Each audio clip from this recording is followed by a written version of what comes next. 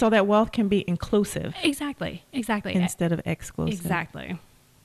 So I have another question for you. We, even here, my support team, I call them my family, we all had questions. And so I wanted to make sure that even our questions were answered because, you know, there are a few experts that are willing to share the information, but not at this level. Mm-hmm. You know, they kind of gloss over things and, you know, the next thing out of their mouth is come to my seminar and learn more. Yeah. And then, you know, pay this amount and learn more. And they kind of bait you along. And then people feel that they can't afford to have a financial coach. And so that brings up the subject of, you know, people saying, well, I can't afford to have a financial coach. What do you say to that? Well, first I'd say absolutely go to my website and sign up for my newsletter, because once a month I basically give away information for free. Right. Because I'm a firm believer that, you know, I can give you everything. It's a matter of whether you take it and use it. Right. So I do give away stuff because I think it should be free. Really what I do and why people do pay me is sort of accountability. Right. Obviously, I go deeper with people than they can probably do on their own.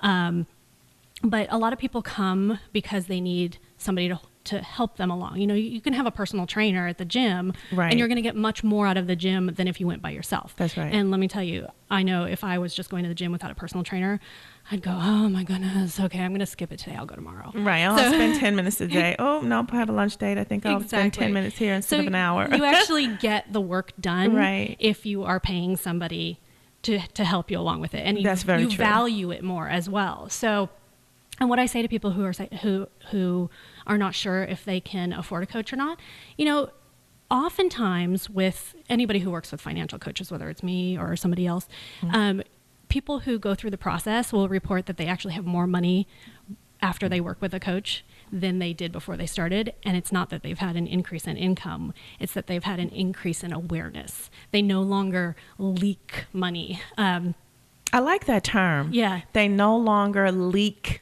money. Exactly. So that should be a hashtag. Hashtag don't leak money. Well, it's, you know, you're plugging the holes, you know, right, you're plugging the hole. So for example, you know, how many of us go to the ATM, let's say on a Friday, pull out $100, and then on Monday morning, you're like, oh, I'm going to buy this coffee. And you're like, oh my God, I only have $2. Where did that $98 go? I don't even have any idea where I spent it. Right. And I'm sure everybody can relate, because definitely, we all do that. And it's just now it's a matter of training yourself to go, oh, I know where that $98 went. You know, 42 went to here, 45 went to there. And so, a little story, a little personal story, which I'm mildly embarrassed to admit, is I have a thing for fast food. I love me some French fries. And so when I've always tracked my spending, but not necessarily to the degree that I do now that I work with clients on. Right. And so your brain changes. Something clicks in your brain when you have to be accountable, whether it's to yourself or to someone else, to your coach or whatnot. And so I used to just, on the way home go, oh, I'm hungry. I'm going to go through the drive-thru and get, some French fries and maybe a burger or, shake. And, when I started, so I specifically wanting to know, okay, how much money am I spending on fast food? Right. So in the program that I use, I specifically put a line for drive-through or fast food. And let me tell you, something in your brain clicks, because the next time I was about to go through the drive-through, I went, oh my God, I don't want to have to log that. And, right, because you don't want to see how many times you see it on the log. It's crazy, but I honestly used to go to, and this goes back to the health thing too, because my health has improved, but I used to go through the drive-through maybe twice a week, 3 times a week. I don't even go maybe once a month now, because something clicked in my brain, and the idea of having to log that receipt and look at it, I was like, I don't want to do it. I am not going to do it. Because how many times am I doing this? That's, And it was like night and day. And so obviously, my cholesterol levels have improved, my health has improved, and it's just that small little accountability, that small thing. And every client I work with has that small thing. And I didn't need the fast food, and so I ended up saving that money. And that money, oftentimes you'll find that those little things that you do that you don't really need to do will be the money that you end up paying your coach with. The $5 a day. The $5 a day. Right. Yeah. I talk about $5 a day in my classes too, because it adds up. You Yeah. think, oh, it's just $5. Right. It is. Times what? Is it $5, right? Exactly. Times 7 days a week, times, 4 weeks in a month, times 12 months in a year. Yeah. It turns out to be a lot of money. Oh, absolutely. So, I like that. So I have a question for you about when it comes to, do you think when people say, okay, I don't need a coach, I'm organized, I can do this myself, why should I hire someone? I just decided I'm not going to be disciplined right now. I can start whenever I want. What do you say to that person?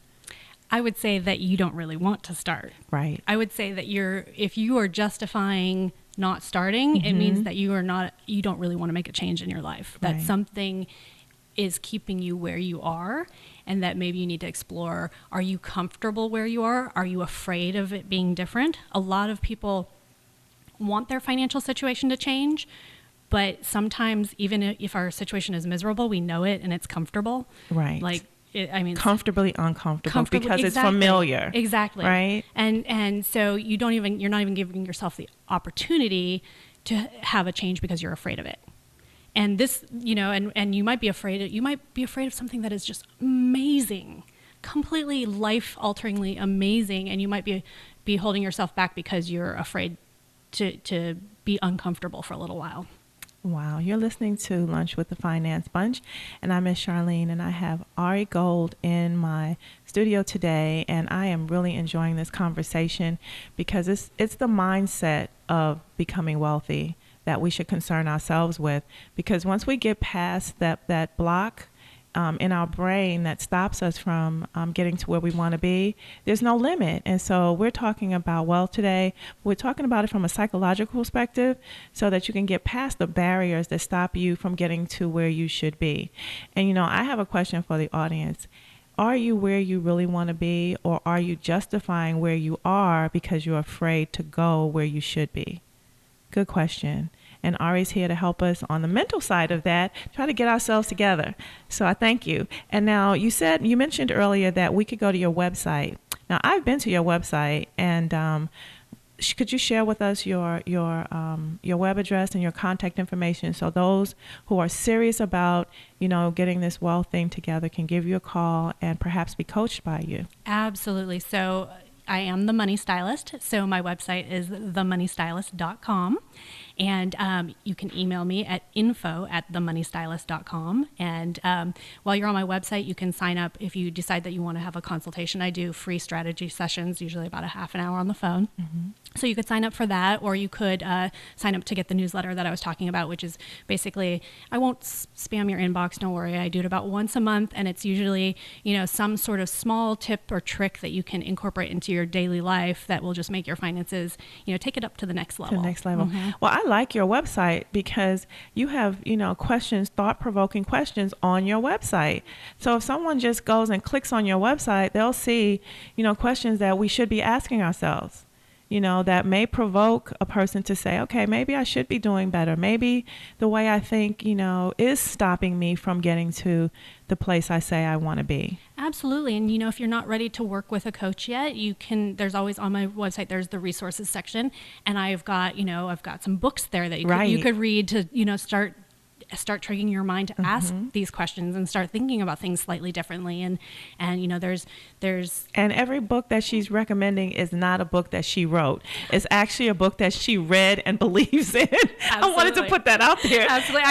I have not written my own book yet. But these are all different books and they cover a variety of topics and from saving to under earning, which for women can be a big thing. We don't value ourselves as much as we should.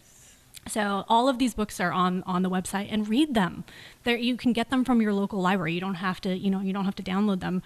I do that. I love the local library. It is a resource that you can use, so you don't have to spend money. You can order what you want to read, and it comes, and you pick it up, and you read it and cherish it, and you can take it, back to, and then it didn't cost you anything. Exactly. And people forget that there are these resources out there, that you don't have to spend money. That's true. The library is really underutilized these days because everyone, wants to just use online sources, and that could be quite expensive. Well, also a lot of the libraries have online digital downloads that you can borrow from the library. Also, so read those books and get them from the library. Got it. Got that? This is Lunch with the Finance Bunch, and this is Miss Charline, and we're talking to Ari Gold. We're talking about wealth building, and that's, like I said, the foundation of this show is wealth building, and we're talking about the mindset of wealth building today. Thank you, Ari. You're welcome. And I have more questions for you. Lots more questions. One of the questions I saw that came across was, do you think people are predestined to be poor? Not predestined, but trained. So, and I keep going back to your childhood, but it is such a formative time in our lives, you know, both like the early childhood and the adolescent years. You know, it's sort of where we become who we are, and we absorb so much more than we realize. And we, you know, the other day I looked at myself in the mirror. I'm like, oh my God, I'm my mother. I've turned into my mother. Thank God I love her and really think she's an amazing person. But if you're like me, you have probably sort of turned into your parents. And if they were poor and exhibited, you know, characteristics of being poor, or I like to call it, there's noble poverty, where you you know, believe that if you know you're a good person because you're poor, because you know you give everything to everybody else, you know. So if you've seen this in your life and you've seen the people around you exhibiting these behaviors, you're likely going to mimic them, and you don't need to. There's no reason. It doesn't make you any better of a person to be poor. There are amazing poor people, and there are amazing rich people, and there are also really, really mean poor people and really, really mean rich people. Right. And one has nothing to do with the other. No, it's all about your internal character. So why not choose to be wealthy instead of choosing to be poor? Right. And then if you have this desire to do amazing things with your wealth, like buy a rainforest or help children, then you have the wealth and the capacity to do it, as opposed to being poor and wanting to do that and not being able to help anybody. Right, and pointing fingers at those who have and saying, why don't they do it?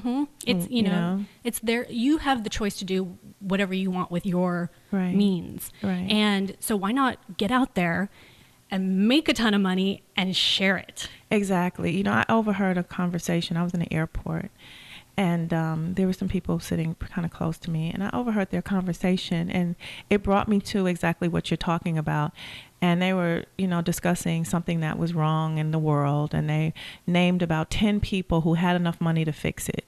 And why weren't these 10 people fixing it? And they were really angry about it. Like, and they have so much and, they don't do anything. All I see is them spend on whatever. And the whole time I'm thinking, well, why don't you do it? Mm-hmm.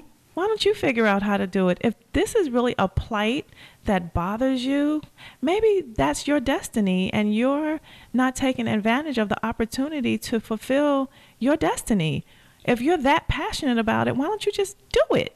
Absolutely. Instead of talking about it, instead of telling other people to do it, instead of setting expectations for others, why don't you figure out how to do it? Because it's easy to point fingers. It's easy to point fingers. It's easy to look at what everybody else is doing wrong as opposed to looking at what you're doing wrong and changing your own habits. Right. It's easier to blame everybody else. But that's the first step. The first step is realizing that, oh my gosh, I've put myself into this position and now I'm going to fix it. So you're saying that a person needs to take ownership of where they're at? Absolutely. And then move forward from there. But the first step is ownership. Well, you have to take ownership of it. Otherwise, you can't move past it. If you believe that everybody else put you in that situation, then how would it ever change? If it's everybody else causing this situation, you're not going to be able to change because everyone else is still going to be there. Right. But if you take ownership of the fact that you are allowing other people to affect you, like let's say you have a son that continually asks you for money and you allow yourself to continually give him money, right. Well, you're perpetuating the problem. But if you take ownership of the fact that, oh, I'm choosing to give him the money, I'm going to stop I'm going to make a different choice, then you can move forward. Right. You go from being the victim, Mm-hmm. you step out of that victim role and take responsibility.